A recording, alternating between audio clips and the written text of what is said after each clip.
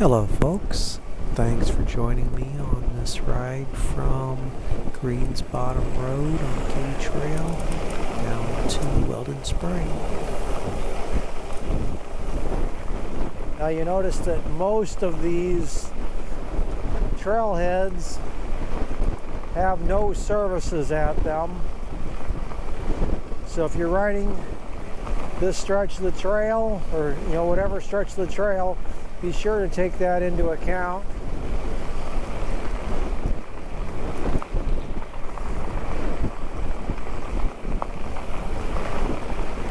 Interesting headgear.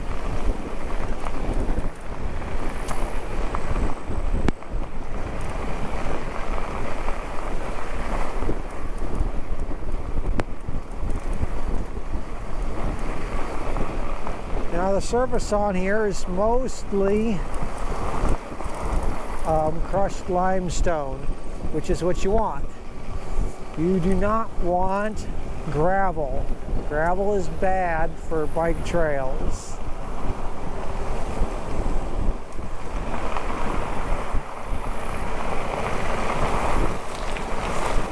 Limestone, on the other hand, absorbs moisture. There's a gravel in here.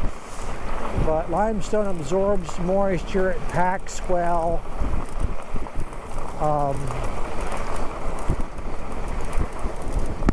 It doesn't slip around as much, therefore, so it's a lot safer for a bike to ride on. A lot of gravel over here.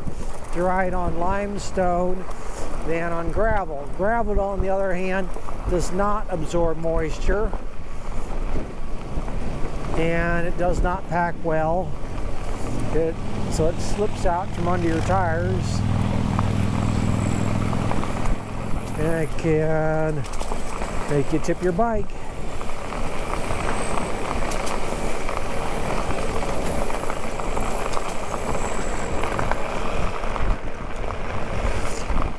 Four bars gone. It's not good. I'm at half a battery.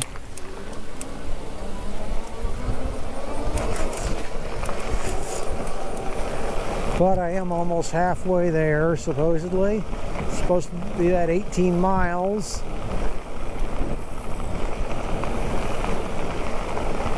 So, yeah, I'm pretty much carrying over on the side. Well, I have no interest in going over there with the bird, and it's roadkill. But yeah, so pretty much I'm half battery used for half the distance traveled. This bike is supposed to get 45 miles on a charge. I've never gotten that, not even close.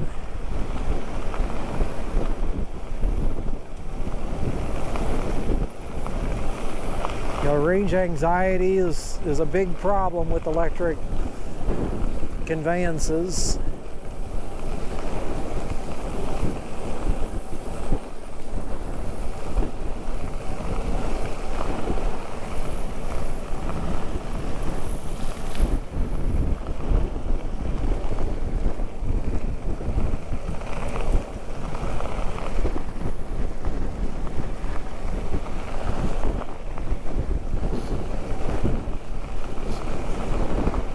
Now, I've driven a fair number of electric cars. I've ridden a fair number of electric bikes. And the same problems we had 100 years ago and more, and the same problems we've always had with electric conveyances, they have failed to address.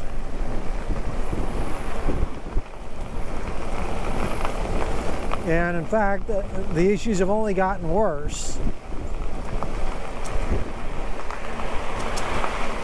I don't care what your electric conveyance is capable of doing when the battery's alive. Most of the time, the battery's dead. You go for a little bit, the battery's dead, and then you have to wait forever for it to recharge. Often you have to use some other form of transportation to move your bike to somewhere where it can be charged.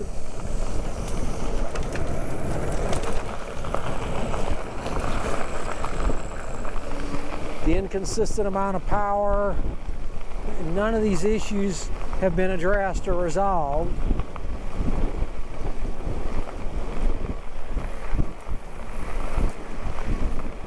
Yes, there have been some minimal number of charging stations for cars added,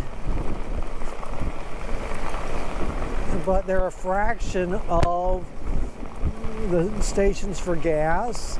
They take forever to get your vehicle charged. Sometimes your vehicle doesn't plug up. Often they're full, and it's not for 5 minutes, it's for an hour or more. You wait until you can even start charging your vehicle, and then it might not plug in, or the station might not work. Sometimes there is no electricity in the area, and then you're just screwed. I mean, we're in the midst of an electric shortage where people are being told, conserve energy, conserve energy, conserve energy, but at the same time, the contradictory instruction is to buy electric conveyances. You know, the infrastructure just is not there for people's lives without trying to put electric vehicles on the grid. But the number of charging stations is only a small fraction of the number of gas stations. Gas vehicles have a greater range. So, I don't know, it seems some people just, I mean, what are they doing? They have a 5-minute commute or something? Electric vehicles are just not practical, and while we're at it, they're not affordable either.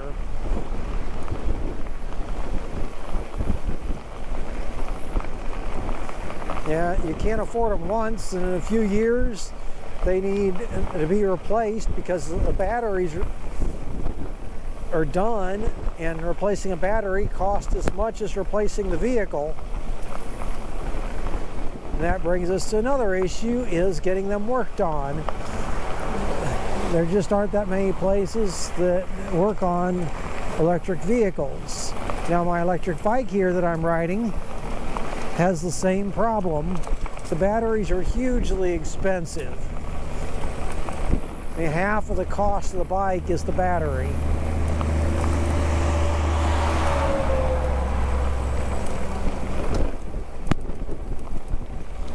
The battery lasts for maybe 10 years. It's good for 500 charges, maybe. So that's one of the reasons I ride as often as I do.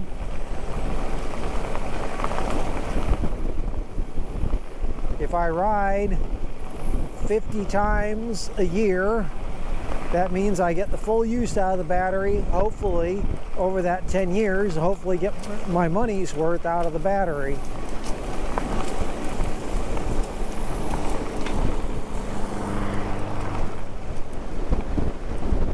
And that way I get that full 500 charges in 10 years, 10 times 50. But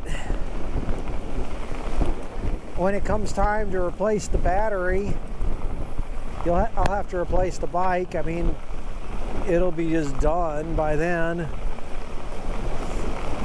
There are all kinds of things I have to be replaced on in the meantime, as with any bike, but more so with electric bikes.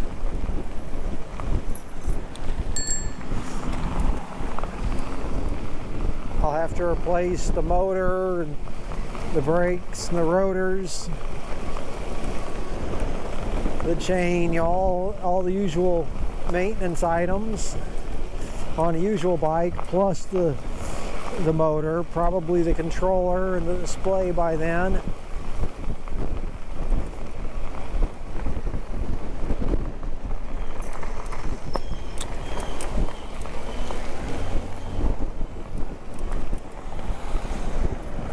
All right, This is Pittman Hill Road. I have another video where I ride down Pittman Hill to this section of the trail. So, yeah, by the time I hit 10 years, it won't be worth it to replace the battery. Unless the battery's, you know, under $100. And perhaps not even then.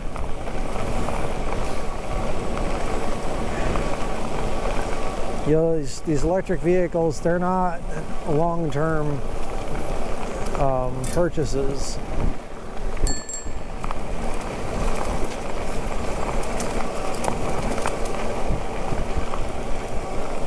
So you come 10.2 miles according to the odometer, or trip odometer.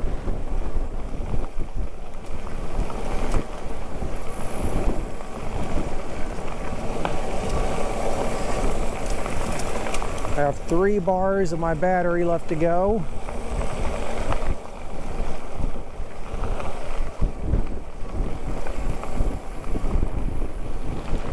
Synchronized nodding. Barn cats live here, huh? Having a barbecue. Let's have a pig out. What in the... I don't think those mini bikes are allowed on the Katy Trail. That kid even looked too big for that, though.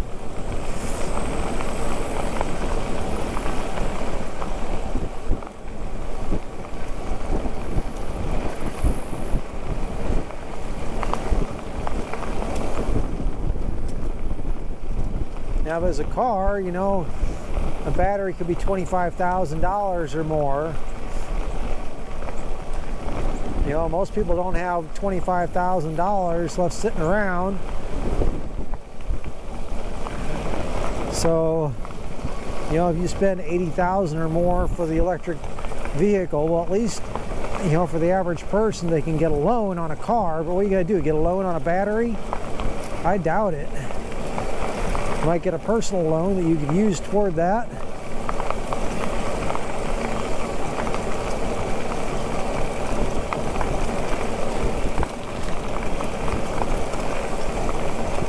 And there's another thing. Can you afford, for the average person, $80,000 a vehicle every 10 years?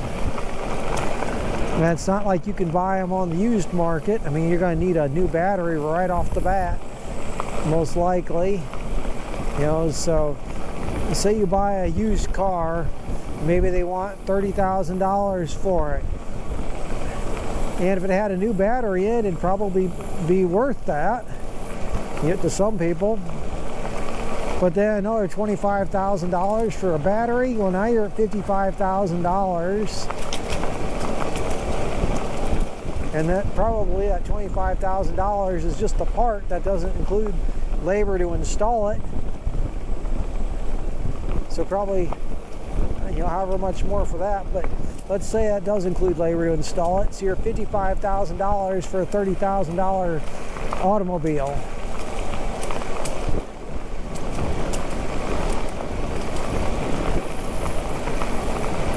And honestly, the electric vehicles haven't been making it 10 years, battery or no battery. They've run into all kinds of other stuff that apparently is worse on them than on other vehicles. You know, so much worse in certain latitudes than others.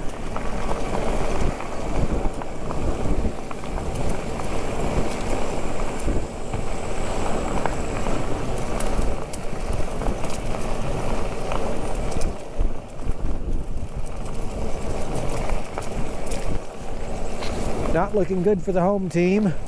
I'm at 11.1 miles on the trip odometer. I have 2 bars left on my battery.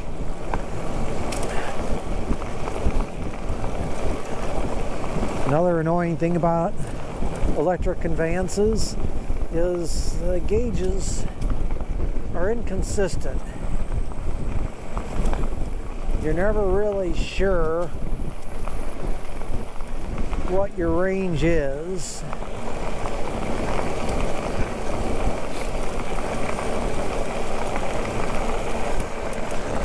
And of course, what you've done in the past, if you've gone up a hill, you've got a particular voltage left, that doesn't mean that you have the same amount of power left. And once you tax the battery, it seems to make the battery behave differently through the rest of that charge, where you just don't get as much power.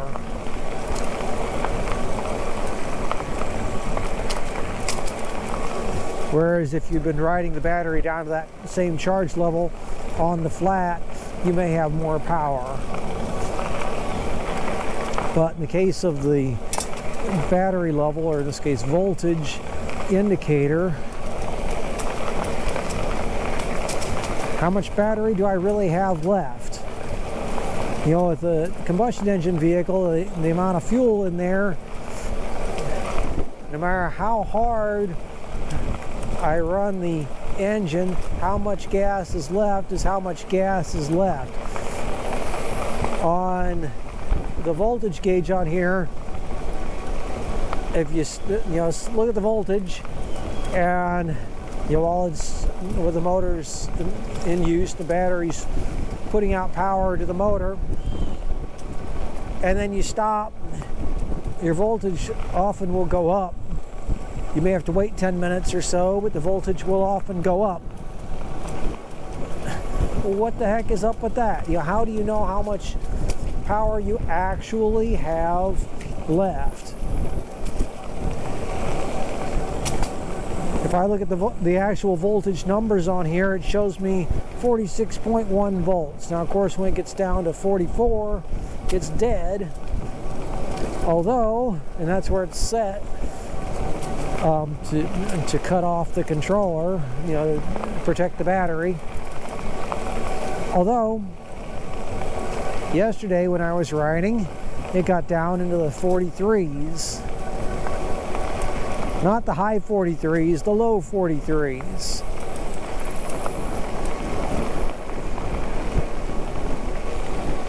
That's another issue.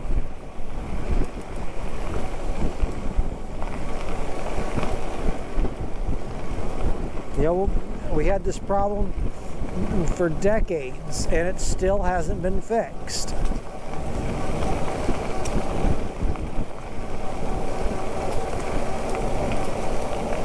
It's not my job to fix it. I'm just pointing out reasons why people hate electric conveyances. There's all these problems, and they'd rather shove them down our throats than fix the problems, and let us naturally make a decision. We could, obviously, if you go, okay, well, it's affordable, it's got, good lifespan, it's got good service, you can charge it, the electronics, actually, the control panel indicates correctly, it doesn't strand me. These kinds of things, consistency, and maybe people be like, you know what, maybe it is a better choice, but as it sits, there is no choice. You can make an intelligent decision and go with something reliable like an internal combustion engine vehicle, or you can make a stupid decision and get something like this electric bike.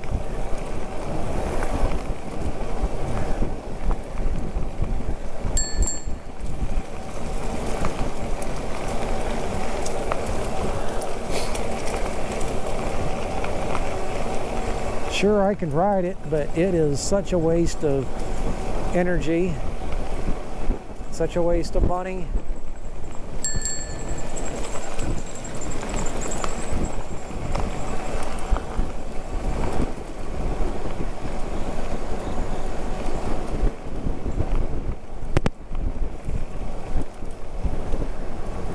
Lost another bar. I'm at 12.4 miles. Yeah, it's not looking very good for the home team here.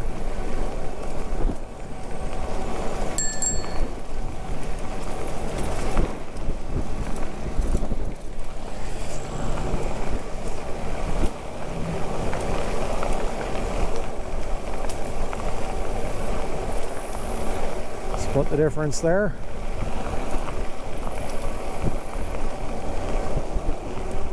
I have 3 cameras on me at the moment. All 3 are battery powered, and these are lithium-ion batteries, not alkalines. I have 1 camera that's supposed to get about 2.5 hours with this battery. I've never gotten more than 1 hour and 4 minutes, and that's tweaking everything out to get the best possible battery life. You know, if you get anything reasonable picture quality, it's under 1 hour. I've got one that's supposed to last for 2.5 hours, and it gets 2-ish hours.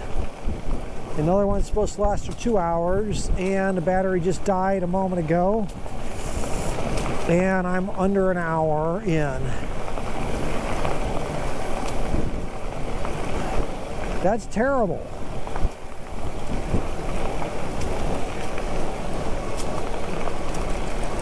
So, you know, just across the board, I have electric flashlights, you know, battery powered flashlights, and you know what? They never fail to let me down.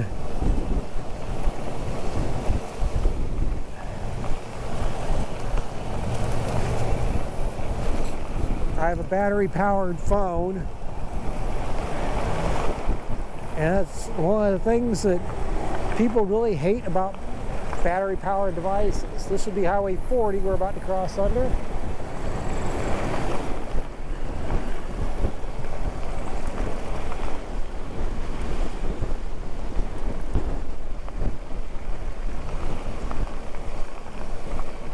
That was the Chesterfield Monarch, or Monarch Chesterfield Levee spur there. Goes off on that trail. Missouri River still off to our right. Hey, Weldon Spring Conservation Area. Oh, excuse me. Well, we're getting in the vicinity.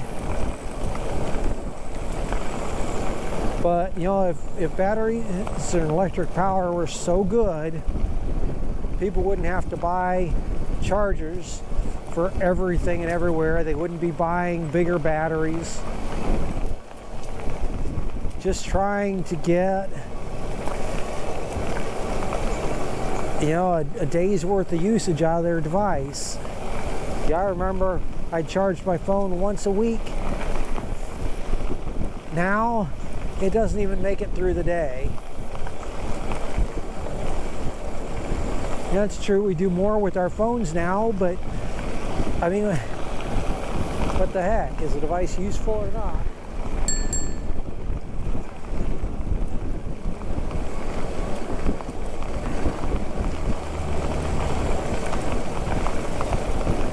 And it's not just me. I mean, phone chargers are a huge industry.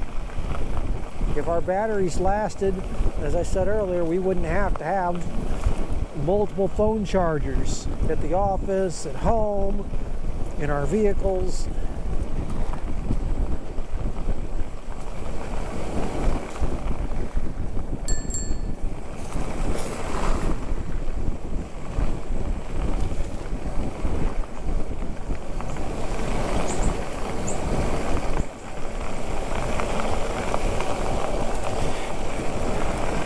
Now my main battery is down to 13%.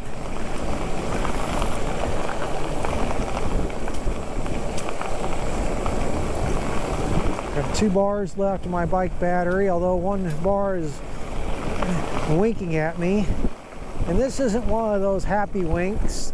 You know, if it's letting me in on a secret, it's a secret that it's going to let me down again, most likely.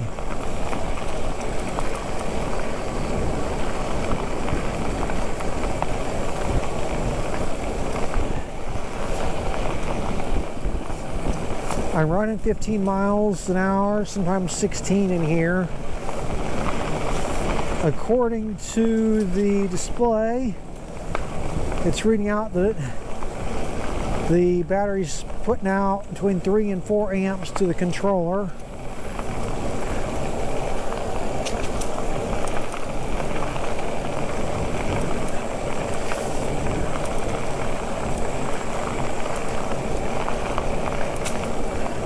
I'm gonna have to step it up a bit more,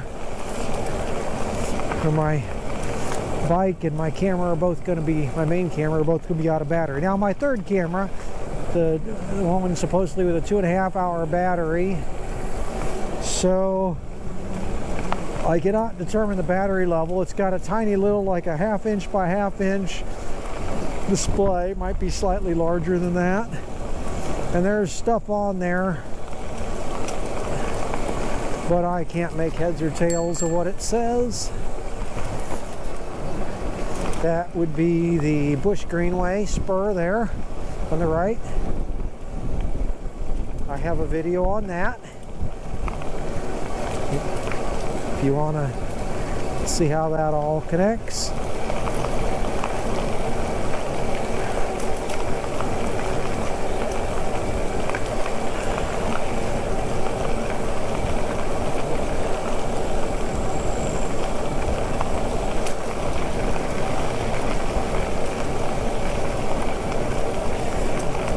To run 16 miles an hour. Now the bike is actually working against me here.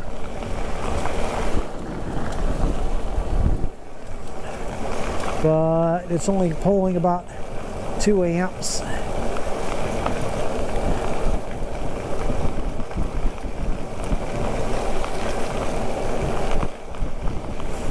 That's about the best I can do right now. I don't have energy for more.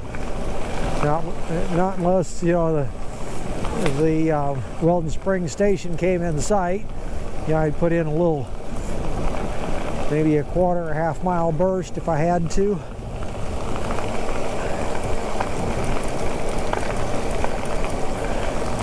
And of course, if I run out, I want to leave some reserve. If I run out of battery, that is, I want reserve in my person. 14.3 miles.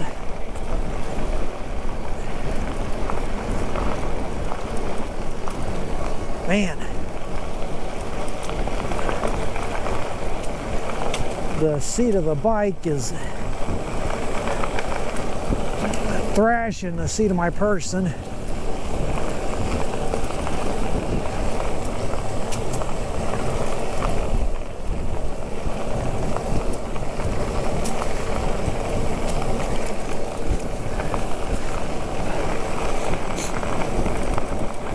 Now, you might ask, if I have such a strong opinion about electric bikes and such negative experiences, why I bought one. Well, it's fine to have an opinion. I'm backing mine up with facts. That's one reason. Another reason, and you may have a question why I don't just use a regular bike. I have bad knees. The bike is supposed to assist me, so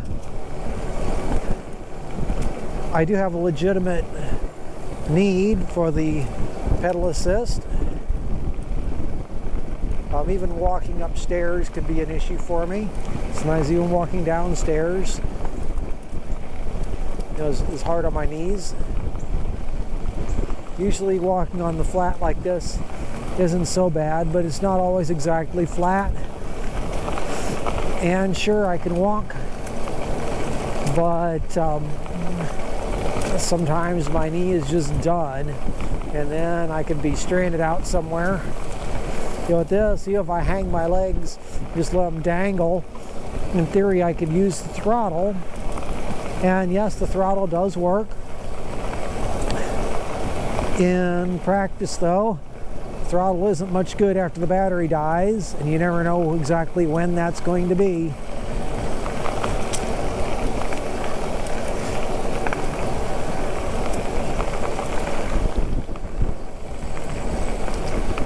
So hopefully that makes sense.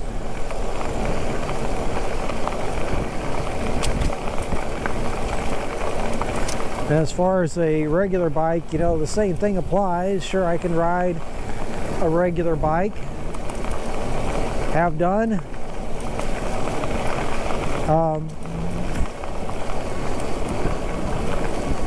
But would I do it anymore? No. That's like constantly climbing the stairs, and that puts a lot of stress on my knee. So yes, I am pedaling on this bike. I'm pedaling quite hard, but I can stop at any time.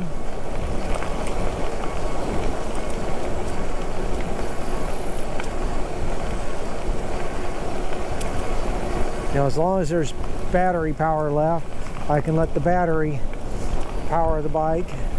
Weldon Spring Hollow area.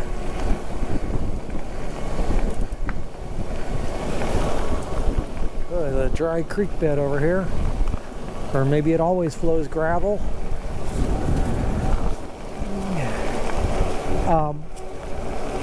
So no, I would not be riding a regular bike. In fact, I only ride this as much as I do, so I can get my money's worth out of it.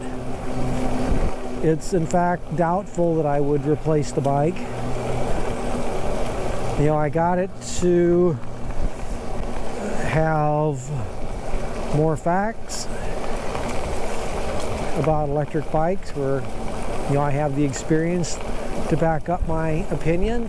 And of course, if I was wrong, I'd admit it. Sometimes I'm wrong.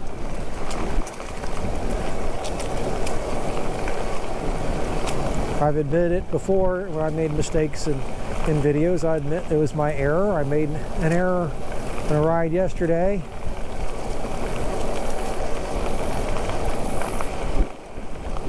Heck, rather ride thread the needle. You could say I made an error there.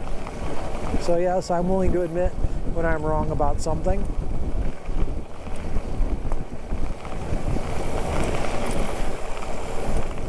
But owning this bike has only reinforced my opinion of electric bikes, that electric technology just is not there yet. And unfortunately, it doesn't seem like there's an intent to address the problems with electric conveyances. It seems like they just don't care how bad it is for people, how completely impractical and unusable and unaffordable that electric conveyances are. They're just going to shove them down our throats anyway. A lot of electric bikes out here today. Now, I have ridden other electric bikes. In fact, I own more than one electric bike.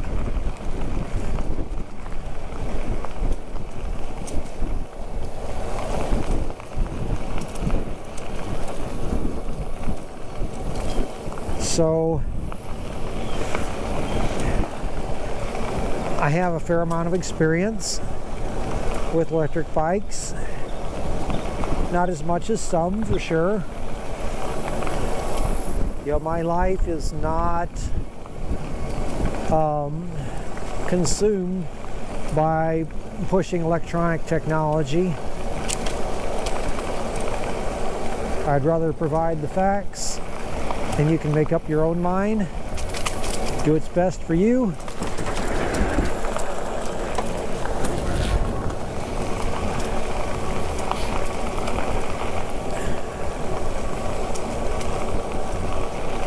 Now, to address this issue of poor battery life, I have a duplicate battery that I usually carry.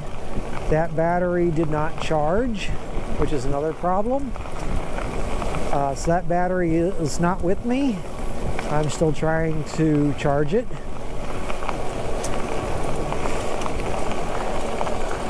We'll see how bad of a decision that this was or was not to go riding anyway without that battery. I'm showing 16.1 miles. So another, since that's a tenth of or 10% off on its mileage, another what, 1.3, 1.4 miles, something like that. And I did start riding a bit before the trail started, so I've got, you know, 2/10 of a mile or something, maybe a little more than that, before I started recording. So actually the time and mileage both are a little longer than this video.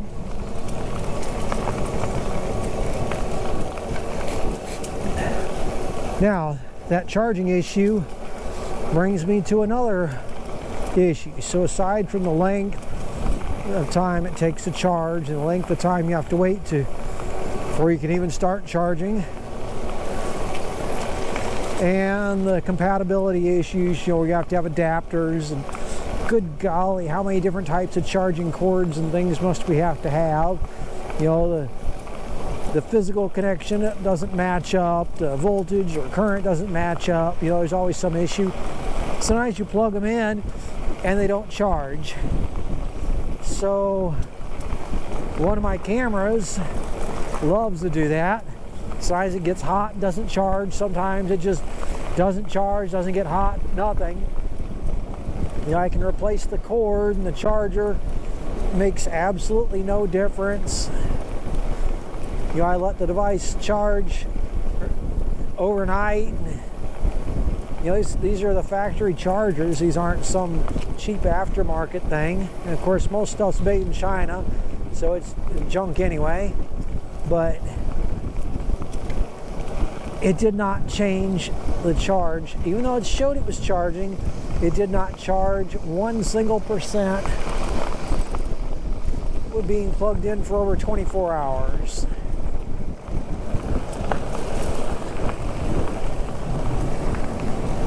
And I don't know if that's the battery or you know, in this case the battery was charging in the camera. I don't know where the problem is on that.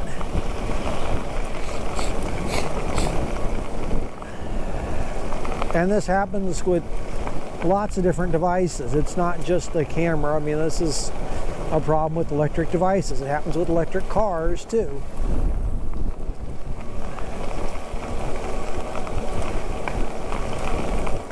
In the case of electric cars, sometimes you plug in to charge and your charger is not able to keep up with the rate at which the battery naturally drains for some reason. So although it's charging, it's just slowing the rate of discharge.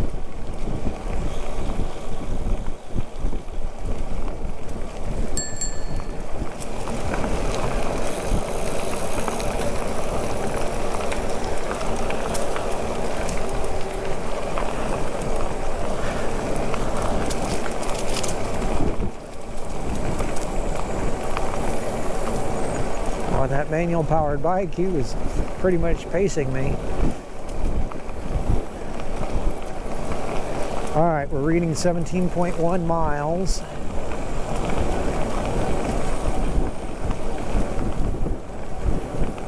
Now, you know, I might not have been paying as much attention as I should have been. All these street crossings. Don't worry about it. Might have been it, but no. I should still have seen the Weldon Spring HUD or whatever those labeled stops are called.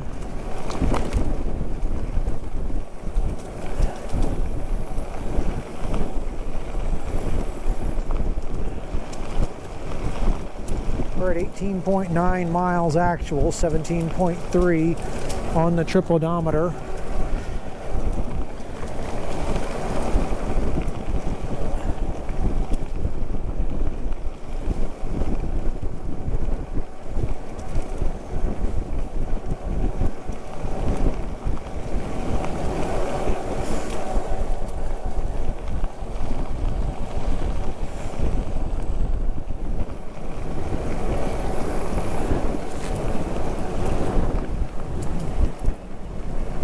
That's a rock, that concrete, whatever it was back there. I am hoping this is it up here.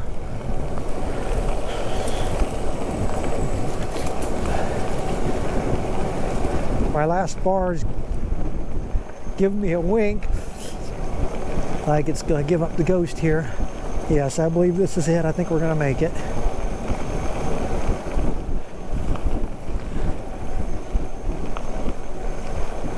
And we're good.